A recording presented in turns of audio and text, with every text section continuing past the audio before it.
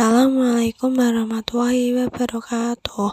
Di sini saya akan menjelaskan tentang jantung, paru-paru, pembuluh darah, dan tubuh itu sendiri.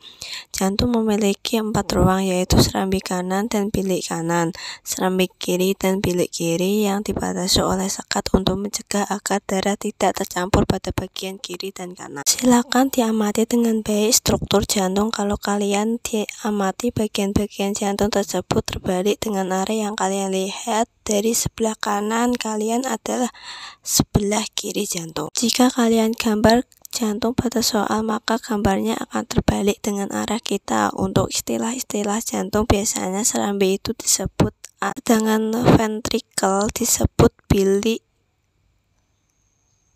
Nah, di sini ada 2 proses ya.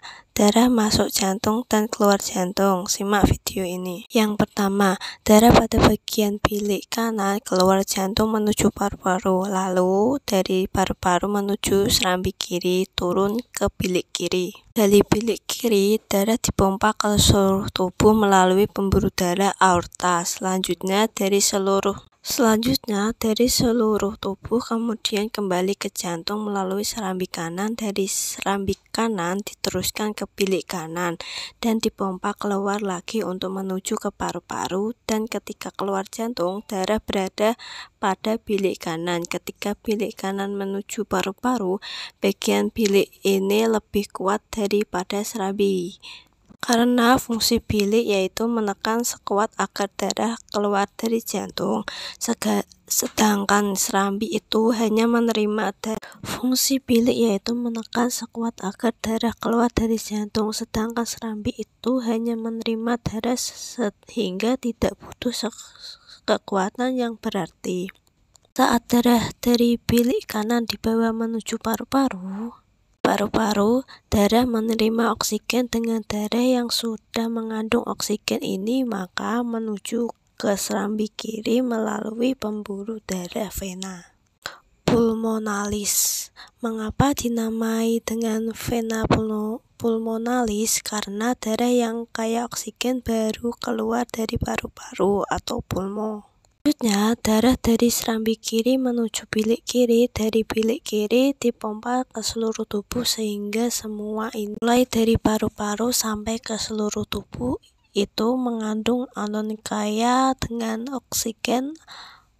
Oksigen ini digunakan untuk proses pembakaran untuk aktivitas kita ya. Tentunya di mana pembakaran ini akan menghasilkan CO2, dan CO2 akan dibawa oleh darah melalui pembuluh darah vena cava menuju jantung, yaitu bagian serambi kanan. Dari serambi kanan menuju bilik kanan. Pada bilik kanan, darah yang kaya dengan CO2 dipompa keluar menuju paru-paru. Kalian bisa melihat bahwa bagian kanan jantung itu kaya dengan CO2, yaitu serambi kanan dan bilik kanan. Sedangkan bagian kiri jantung kaya dengan oksigen, yaitu serambi kiri dan bilik kiri. Dan selanjutnya darah yang dari paru-paru ini, maka CO-nya